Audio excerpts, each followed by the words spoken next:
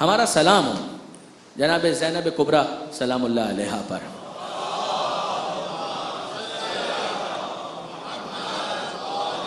Be be کے ذمے تھا، وہ جو اسیری کی حالت میں، اس کے سامنے جب یہ عزت اور ذلت کی بات کی گئی اور معاذ اللہ قرآن مجید کی آیت سے مغالطہ دینے کی کوشش کی گئی، اب یہ جناب زینب کو کریڈٹ جاتا ہے کہ اس حالت میں کہ جب اسیر بھی ہیں، خاتون ہیں، وہ کیفیت ہے کہ بے مخنہ و چادر بھی ہے۔ اندازہ کریں اور تصور میں لائیں، ایک مقرر کو اگر تقریر کرنی ہو 10 چیزیں اس کو چاہیے۔ وہ کون ہے، کن سے مخاطب ہے، اس کو تیاری کا کتنا موقع ملا ہے، حالات کتنے فیوریبل ہیں۔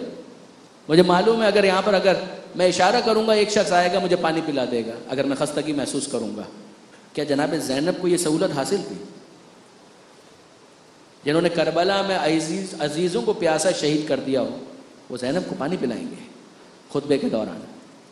کیا جناب زینب کسی کمفرٹیبل ماحول سے تقریر کرنے کے لیے آئی تھی؟ نہیں۔ اپنوں میں خطاب کرنا اور ہوتا ہے، غیروں میں خطاب کرنا اور ہوتا ہے۔ غیر بھی وہ جو نیوٹرل ہوں اور غیر وہ کہ جو مخالف ہوں، دشمن ہوں، خون کے پیاسے ہوں، الگ انداز ہے، الگ ہی معاملہ ہے۔ اور اس میں جناب زینب خاتون ہوتے ہوئے خواتین میں تقریر کرنا، خاتون ہوتے ہوئے مردوں میں تقریر کرنا، اور زینب جیسی وارث علی و زہرا کا اجنبیوں کے درمیان گفتگو کرنا اور لہجہ علی میں گفتگو کرنا کہ جس کی گفتار کو سن کر شبہ ہونے لگے کہ علی واپس زندہ ہو کر آ گئے۔ عجیب کام کیا ہے جناب زینب نے۔ برادران عزیز، میں چاہتا تھا کہ پہلے خلاصہ عرض کروں پھر اس کے بعد عبارت پڑھوں، مگر اب دامن وقت میں اتنی گنجائش نہیں ہے، لہٰذا مجبور ہوں کہ میں آپ کے سامنے براہ راست خطبے کو پیش کروں۔ جناب زینب سلام اللہ علیہا نے جو خطبہ پڑھا ہے، اس خطبے کے اندر قرآن کی آیتوں کا فریکوینٹلی استعمال کیا ہے۔ جناب زینب کا خطبہ دربار میں ہے، سید سجاد کا خطبہ مسجد امویہ دمشق میں ہے، وہ بعد میں ہے، پہلے جناب زینب کا خطبہ ہے۔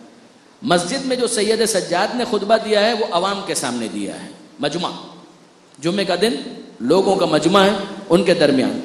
دربار میں جو خطبہ شہزادی نے دیا ہے وہاں پر اشرافیہ موجود ہے، ایلیٹ موجود ہے، اس ایلیٹ کے سامنے شہزادی نے خطبہ ارشاد فرمایا۔ شہزادی کو فقط ہنر آفرینی کے لیے خطبہ نہیں دینا، اس مغالطے کا جواب دینا ہے کہ جو یزید نے اسٹیبلش کیا ہے، قرآن کا انکار کر کے، قرآن کا مذاق اڑا کے، پھر قرآن کی آیت کے ذریعے سے استہزاء کرنا۔ شہزادی کو وہ پوری فلسفی سمجھانی ہے۔ کتنا فریکوینٹلی آیتوں کا استعمال کیا۔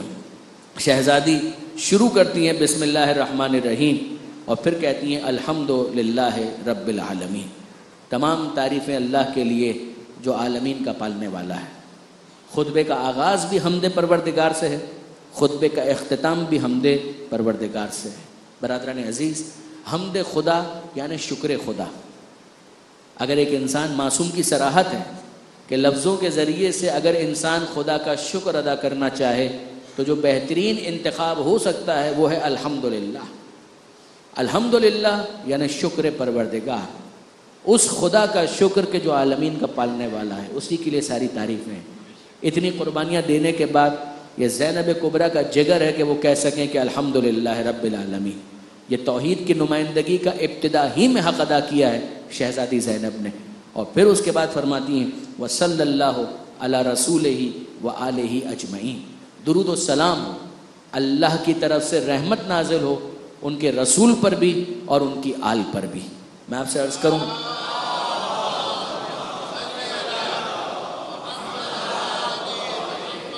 اہل شام آل محمد پر درود سننے کے عادی نہیں تھے، وہ رسول سے تو واقف تھے برائے نام، مگر آل رسول سے اور درود کے ساتھ قطعاً واقف نہیں تھے کہ ان پر درود بھی بھیجا جا سکتا ہے۔ وہ تو سب و شتم سننے کے عادی تھے۔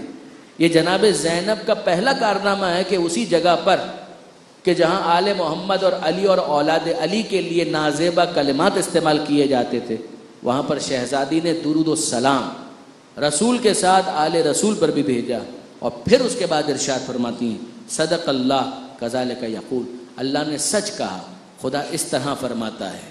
اور یہ پہلی آیت ہے، یہ آیت سورہ روم کی ہے.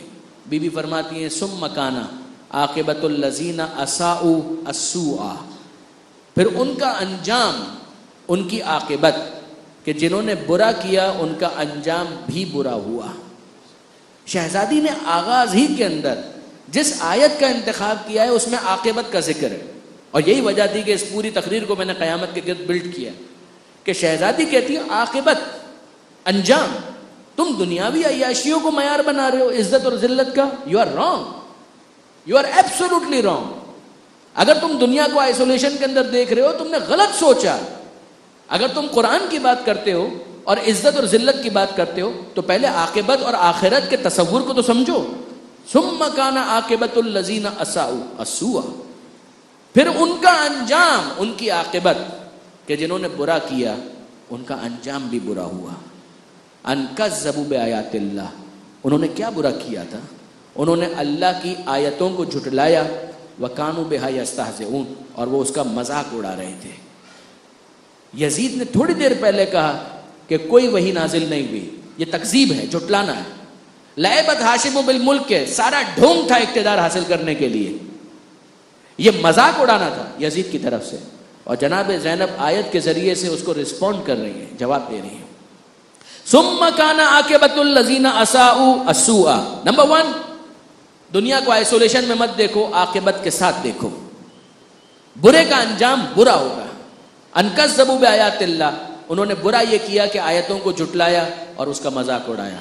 پھر اس کے بعد شہزادی فرماتی ہیں اے یزید تو یہ سمجھتا ہے، غور کریں شہزادی نے نام لے کر مخاطب کیا، یہ نہیں کہا ایھا الامیر، اے امیر، یہ نہیں کہا ہے. شہزادی نے نام لے کر مخاطب کیا. عربوں کا دستور یہ ہے، بے تکلفی ہو تو الگ بات ہے، وہ دوستوں کی بات نہیں ہو رہی، لیکن اگر فارملی کسی کو ایڈریس کرنا ہو اور اس کو عزت دینی ہو تو اس کی کنیت کے ذریعے سے، اس کے لقب کے ذریعے سے اس کو مخاطب کیا جاتا ہے.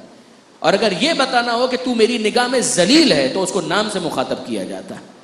جناب زینب نے نام سے مخاطب کیا ہے، اے یزید تو سمجھتا ہے کہ تو نے زمین و آسمان کو ہم پر تنگ کر دیا، ہمیں اسیر بنا کر شہر شہر پھرایا، اور یہ خیال کرتا ہے کہ خدا نے تجھے عزت دی.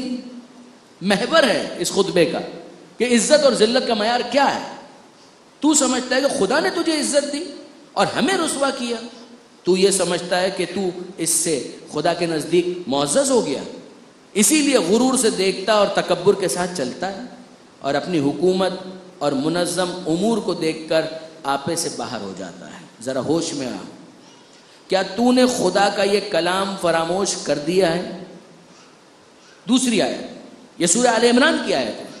پہلی آیت عاقبت، دوسری بات کہ یزید تیرا خیال باطل ہے، یہ عزت کا معیار نہیں ہے. آیت کیا ہے؟ جناب زینب فرماتے ہیں کہ لا یحسبن الذین کفروا، کافر گمان نہ کریں، انما نملی لہم خیرا لانفسہم، کہ جو ہم ان کو مہلت دے رہے ہیں یہ ان کے لیے بہتر ہے. ہرگز نہیں. یہ مہلت امتحان کے فلسفے کا جزو لا ينفق ہے. اگر امتحان دنیا دار امتحان ہے جس کا نتیجہ عاقبت میں ظاہر ہونا ہے، امتحان کا فلسفہ یہ ہے کہ جب تک امتحان ہوگا مہلت دی جائے گی. اگر 3 گھنٹے کا امتحان طالب علم کا بھی ہوتا ہے تو ورق سادہ دیا جاتا ہے، سوال نامہ ساتھ دیا جاتا ہے، سوال دیکھو جواب تم لکھو گے، اور جب تک 3 گھنٹے کی مہلت تمام نہیں ہوتی نہ ہم تمہارا قلم روکیں گے نہ تمہارا ہاتھ روکیں گے. مگر جب مہلت مکمل ہوگی تو قلم بھی روک دیا جائے گا، ہاتھ بھی پکڑ لیا جائے گا. پھر اس کے بعد عاقبت کے ساتھ اس کو دیکھو کہ تم کامیاب ہوئے یا ناکام ہوئے. جناب زینب فرماتی ہیں کہ خدا کا یہ قول، یہ کلام، لا یحسبن الذین کفروا، کافر گمان نہ کریں، انما نملی لہم خیرا لانفسہم، ہم جو ان کو مہلت دے رہے ہیں یہ ان کے لیے بہتر ہے. ہرگز نہیں، یہ مہلت ان کے لیے بہتر نہیں ہے. یہ مہلت اس لیے ہے کہ ہم دیکھنا چاہتے ہیں کہ کون یزید اور ابن زیاد کی طرح اس مہلت کو مس یوز کر کے ناکام ہوتا ہے اور کون حر کی طرح اس مہلت سے فائدہ اٹھا کر توبہ کر کے اپنی سعادت کو پا لیتا ہے. کون یہ کرتا ہے، کون وہ کرتا ہے. مہلت مہلت ہے، امتحان کے ساتھ لگی ہوئی مہلت. انما نملی لہم، اہل علم جانتے ہیں کہ انما کلمہ حصر ہے. ہم مہلت صرف اس لیے دیتے ہیں انما نملی لہم لیزدادوا اثما، اور گناہ کرنا چاہتے ہو، امتحان میں ناکام ہوتے جا رہے ہو، تم اپنی مہلت کو ضائع کرتے جا رہے ہو، وہ ٹائم جو تمہیں دیا گیا ہے تم نے اس کو مس یوز کیا ہے، رادر ابیوز کیا ہے. انما نملی لہم لیزدادوا اثما، ہم نے تمہیں مہلت اس لیے دی، اگر تم اور زیادہ اپنے دامن کو داغدار کرنا چاہتے ہو تو داغدار کرو، تاکہ وہ اپنی سرکشی میں اضافہ کر لیں، پھر ان کے لیے عذاب اور رسوائی ہے. امن الانصاف یبن الطلقاء، شہزادی کا جلال فرماتی ہے اے طلقاء کی اولاد، کیا یہ انصاف ہے؟ اس کو انصاف کہتے ہیں. طلقاء یہ کون سی اصطلاح ہے؟ طلقاء یعنی آزاد کردہ کی اولاد. اے آزاد کردہ کی اولاد، کہ جس کو میرے جد نے فتح مکہ کے موقع پر آزاد کرتے ہوئے یہ اعلان کیا تھا انتم الطلقاء، جاؤ تم کو آزاد کیا جاتا ہے. کیا ہونا چاہیے تھا یزید کے اجداد کے ساتھ؟ زندگی بھر پیغمبر اکرم کو اذیت دیتے رہے، مجرم تھے، حق تھا کہ ان کو غلام بنایا جاتا، ان کی عورتوں کو کنیز بنایا جاتا. مگر اس موقع پر رحمت للعالمین نے پھر ایک موقع دیا، جو مولانا مودودی نے بھی خلافت و ملوکیت کے اندر اس بات کا ذکر کیا کہ یزید کو اتنا ہی سوچنا چاہیے تھا کہ اس کے مجرم ماں باپ کے ساتھ، مجرم باپ دادا کے ساتھ، اسی زینب، اسی حسین کے جد کا کیا سلوک تھا، اور اسی محمد کی اولاد کے ساتھ اس یزید کا کیا سلوک ہے. وہ مجرم تھے، یہ معصوم، ان مجرموں کے ساتھ اس معصوم نبی کا کیا برتاؤ ہوتا، اور ان معصوم ہستیوں کے ساتھ اس مجرم یزید کا کیا برتاؤ. جناب زینب فرماتی ہیں امن الانصاف یا ابن الطلقاء، اے طلقاء کی اولاد، کیا یہ انصاف ہے کہ تو اپنی عورتوں اور کنیزوں کو باعزت طریقے سے پردے میں بٹھائے اور رسول زادیوں کو اسیر کر کے شہر شہر پھرائے، ان کی ہتک کرے، انہیں برہنہ سر کر کے لوگوں کو تماشا دکھائے، تاکہ قریب دور شریف رذیل سب انہیں دیکھیں، جبکہ مردوں میں سے کوئی ان کے ہمراہ نہیں، نہ کوئی مددگار ہے نہ نگہبان، لیکن جگر خارہ کے بیٹے. یہ پھر اصطلاح شہزادی نے استعمال کیا، عاقلۃ الاقباط، جو ہندا نے کیا تھا احد کے میدان میں، جناب حمزہ کے جگر کو چاک کر کے نکالا تھا اور چبانے کی کوشش کی تھی، جس کے بعد اس کا لقب پڑ گیا عاقلۃ الاقباط، جگر خارہ. شہزادی فرماتی ہے لیکن جگر خارہ کے بیٹے، اس سے کیسے غم گساری اور ہمدردی کی توقع کی جا سکتی ہے جس کا گوشت پوست شہیدوں کے خون سے بنا ہے، اور جس کے دل میں ہماری طرف سے بغض اور کینہ بھرا ہوا ہے، اس سے اس کے علاوہ اور کیا توقع کی جا سکتی ہے. اتنے بڑے گناہ کو تو حقیر سمجھتا ہے اور اپنی اس بدکرداری اور ذلیل حرکت پر اپنے کافر باپ دادا پر فخر کرتا، جو اس نے کہا تھا لیتا شیاخی ببدر شہدوا، کاش میرے بدر کے بزرگ ہوتے تو وہ دیکھتے. شہزادی کہتی تو اپنے کافر باپ دادا پر فخر کرتا ہے اور یہ تمنا کرتا ہے کہ کاش وہ آج ہوتے اور تو نے جو بے رحمانہ قتل کیا ہے اسے دیکھ کر خوش ہوتے، تیرا شکریہ ادا کرتے. ابو عبداللہ اور جنت کے جوانوں کے سردار کے دانتوں پر چھڑی مارتا ہے، یہ کیوں نہیں کہتا کہ اس زخم کو ناسور کر دیا، ان کی جڑ کاٹ کر رکھ دی. فرزند رسول کو جو کہ آل عبد المطلب اور زمین کے ستاروں میں سے تھے قتل کر کے اب اپنے بزرگوں کو بلا رہا ہے. ذرا ٹھہر، زیادہ دیر نہیں ہے کہ تو ان سے ملحق ہوگا، اور اس وقت یہ آرزو کرے گا کہ تیرا ہاتھ خشک ہو گیا ہوتا، تیری زبان گنگ ہوتی اور تو اپنی زبان پر وہ بات نہ لاتا اور یہ برا کام نہ کرتا. اے اللہ، اے اللہ، اس سے ہمارا حق اور انتقام لے، اور ان ظالموں پر کہ جنہوں نے ہمارا خون بہایا ہے اپنا عذاب نازل فرما. اے یزید، خدا کی قسم تو نے اپنے ہی گوشت پوست کو پارا پارا کیا، تو رسول سے اس بارے گناہ کے ساتھ ملاقات کرے گا جو تیرے کاندھے پر ہے. تو نے حضور کی آل کا خون بہایا، ان کی کوئی عزت نہ سمجھی، ان کی ناموس کو اسیر کیا، جبکہ خدا بندہ ان کی پراگندگی کو جمعیت میں تبدیل کرے گا. یہ جناب مختار کے خروج کی طرف اشارہ ہے. اور پھر اس کے بعد جناب زینب ایک اور آیت پڑھتی ہیں، اور وہ آیت آپ سب کے حافظے میں موجود ہے. لا تحسبن الذین قتلوا فی سبیل اللہ امواتا، گمان بھی نہ کرنا، خیال بھی نہ کرنا جو اللہ کی راہ میں قتل ہو گئے وہ مر گئے. تمہارے ذہن و دل و دماغ میں یہ خیال بھی نہ آنے پائے. بل احیاء، بلکہ وہ زندہ ہیں، عند ربہم یرزقون، اور وہ اپنے رب کے پاس سے مسلسل رزق پا رہے ہیں. یہ ہے عزت عند اللہ، یہ ہے وہ عزت جو جناب زینب سمجھا ہے. اگر آخرت کو مائنس کر دو یہ کہاں سمجھ میں آئے گا؟ خون بہہ گیا، سر نو کے نیزہ پر ہے، مگر بہتے ہوئے خون کے باوجود، سر و تن میں جدائی کے باوجود خدا کا اعلان کہ اگر یہ خدا کی راہ میں ہوا ہے مطمئن ہو جاؤ، سوچنا بھی مت کہ وہ مر گئے، وہ زندہ ہیں. یہ زندگی جو سر و تن کی جدائی کے بعد حیات جاوید کی صورت میں حاصل ہو رہی ہے، نگاہ قدرت میں اس کو عزت کہتے ہیں. یہ عزت ہے. بل احیاء عند ربہم یرزقون. یزید تیرے لیے اتنا کافی ہے کہ اللہ حاکم ہے، محمد تیرے دشمن، جبریل ان کے حامی، اور جس نے تیرے لیے راستہ ہموار کیا ہے اور تجھے مسلمانوں پر مسلط کیا ہے، اسے عنقریب معلوم ہو جائے گا کہ ظالموں کی کیا سزا ہے. یہ جناب زینب نے کیا کہا؟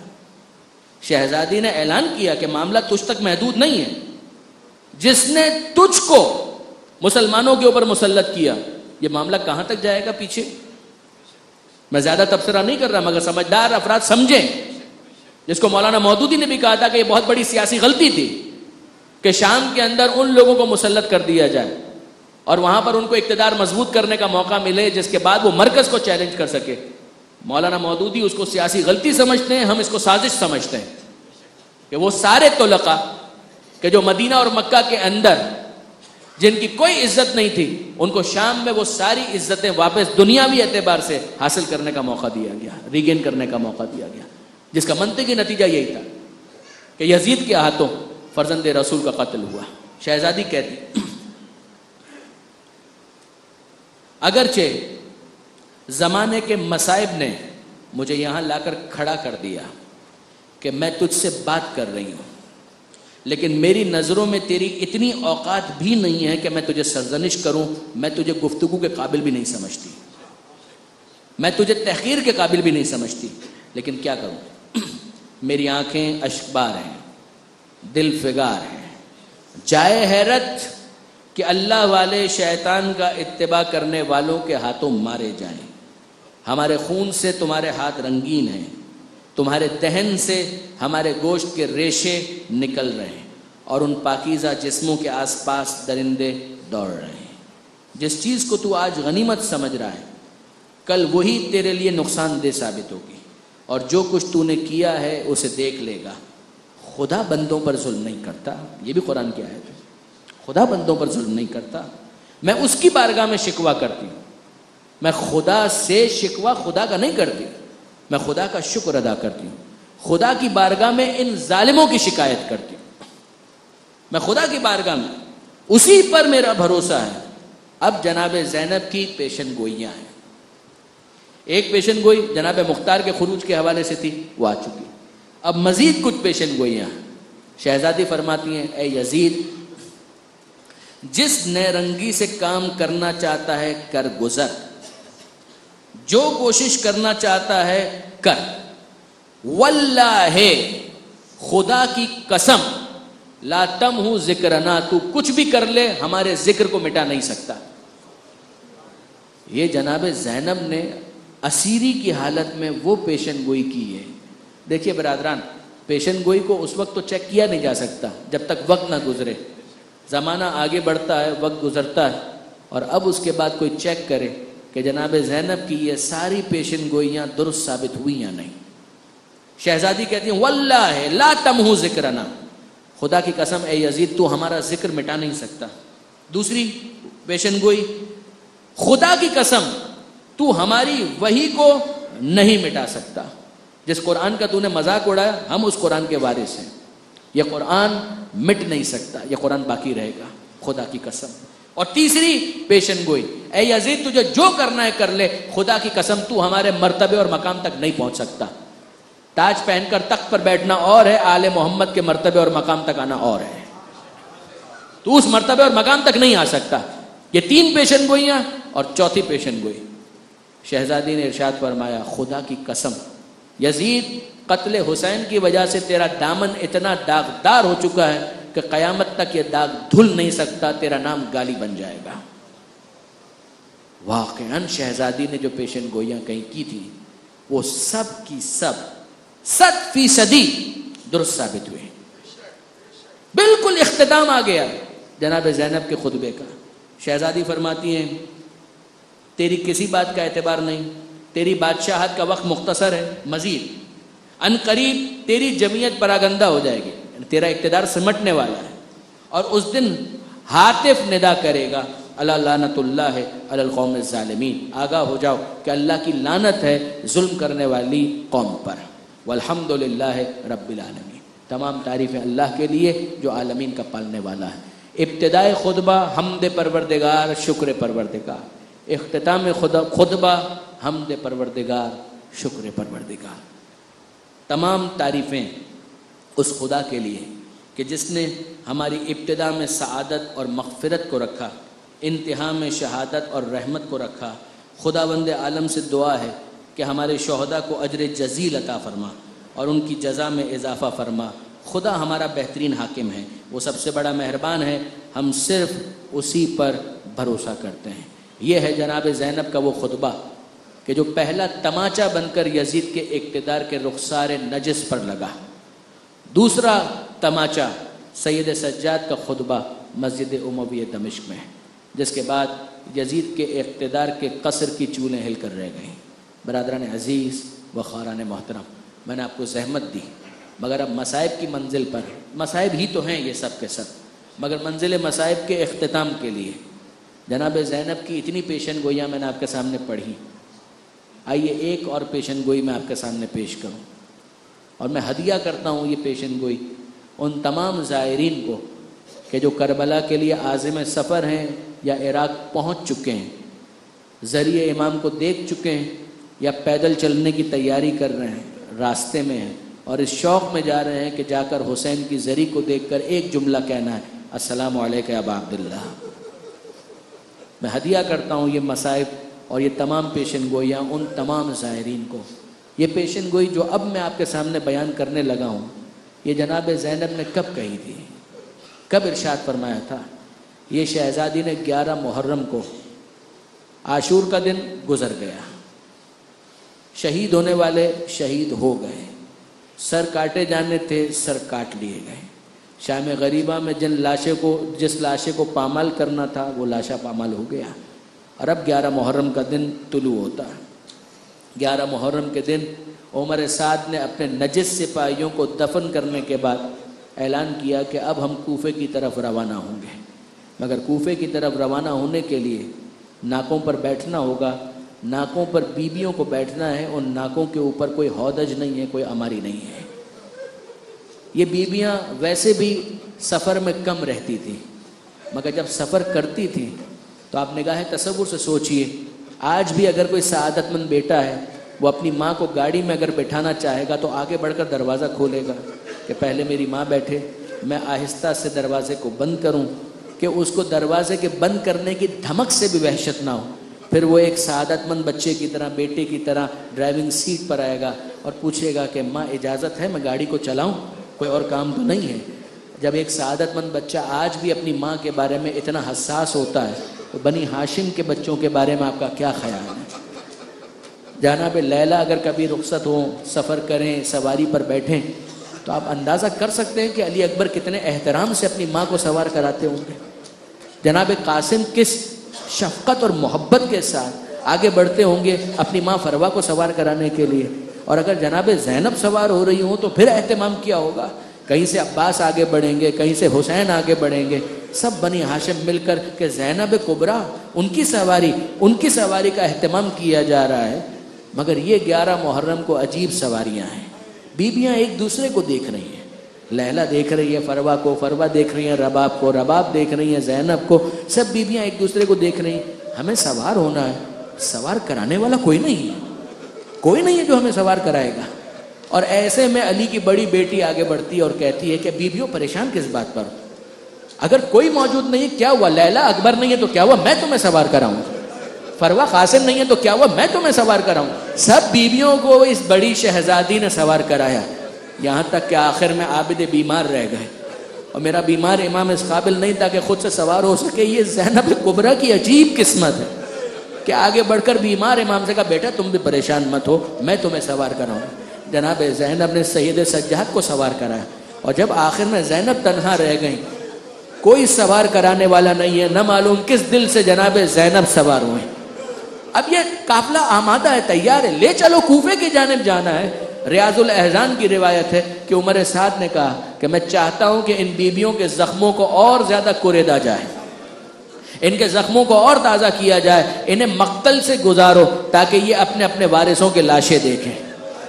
یہ قافلہ مقتل سے گزارا گیا، سر تو کاٹے جا چکے، مگر آپ مجھے بتائیے کہ کیا لیلا کو پہچاننے میں کوئی تکلف ہے کہ یہ میرے اکبر کا لاشا ہے؟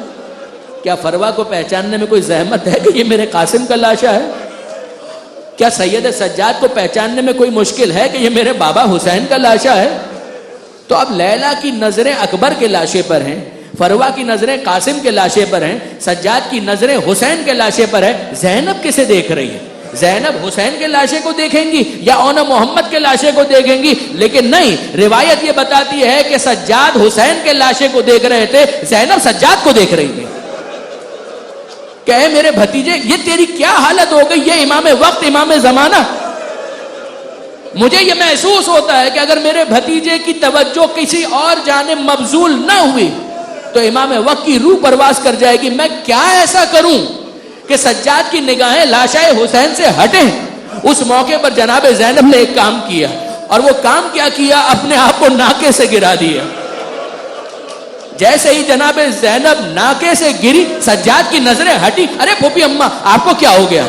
اے پھوپھی اماں آپ کیسے گر گئیں؟ اب زینب کو وہ کہنے کا موقع ملا، اے بیٹا سجاد یہ کیا کیفیت ہے؟ اے بیٹا سجاد یہ کیا حالت ہے؟ اور سید سجاد ہاتھ جوڑ کر کہتے ہیں پھوپھی اماں آپ خود انصاف سے بتائیے، اس بیٹے کی کیا حالت ہونی چاہیے، اس جوان بیٹے کی کیا حالت ہونی چاہیے جس کے بوڑھے باپ کا لاشا اس طرح سے پڑا ہو اور وہ اس قابل بھی نہ ہو کہ ایک مٹھی خاک اٹھا کر اپنے باپ کے لاشے پر ڈال سکے۔ جناب زینب نے اس موقع پر وہ پیشن گوئی کی کہ جو میں ہدیہ کرتا ہوں زائرین کو۔ جناب زینب کہتی ہیں مگر اے بیٹا اس طرح سے ہمیشہ نہیں رہے گا، یہاں معاملہ ہمیشہ ایسا نہیں رہے گا، ایک وقت آئے گا قبریں بنیں گی، قبروں پر روزے بنیں گے، اور دور دور سے لوگ آئیں گے زیارت کے شوق میں، میلوں سفر کر کے آئیں گے، سفر کی صعوبتیں برداشت کر کے آئیں گے، اور اس خواہش کے ساتھ آئیں گے کہ ہمیں اس مظلوم امام کی زیارت کرنی ہے۔ وہ آ کر فقط ایک جملہ کہنے کا شوق رکھتے ہوں گے کہ وہ آ کر کہیں ذریعہ حسین کو دیکھیں اور کہیں السلام علیکہ یا ابا عبداللہ، اے ہمارے مظلوم آقا ہمارا سلام قبول کیجئے، اے ہمارے غریب آقا ہمارا سلام قبول کیجئے۔ آج جو پوری دنیا سے کروڑوں کی تعداد میں لوگ اربعین کے لیے عازم سفر ہے یا پہنچ چکے ہیں، وہ یاد رکھیں کہ جب وہ کربلا پہنچ کر یہ زیارت کا جملہ کہتے ہیں، فقط زیارت کا جملہ نہیں کہتے، زینب کی اس پیشن گوئی کو یقینی طور پر تصدیق کے مرحلے سے گزارتے ہیں۔ اے بی بی آپ نے کہا تھا زائرین آئیں گے، ہم حسین کے زائر بن کر آ گئے، مگر عزیزوں آخری جملہ یہ جناب زینب جنہوں نے اپنے آپ کو ناکے سے گرایا، یہ اتنا آسان نہ تھا۔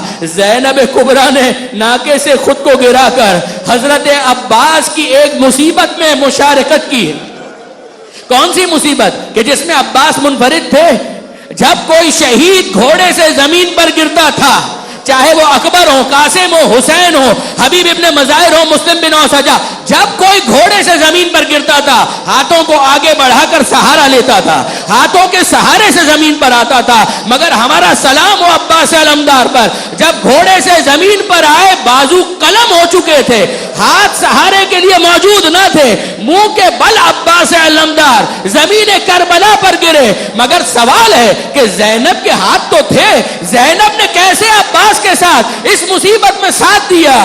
عزیزوں زینب کے ہاتھ تھے مگر پسے گردن سے بندھے ہوئے تھے، بی بی کے ہاتھ گردن کے پیچھے باندھے گئے تھے۔ جب زینب کبریٰ گری ہے ہاتھوں کا سہارا نہ لے سکی، عباس گھوڑے سے منہ کے بل گرے، زینب ناکے سے منہ کے بل گرے۔ وَسَيَعْلَمُ الَّذِينَ ظلموا ایام انقلب ینقلب علی لعنۃ اللہ علی القوم الظالمین.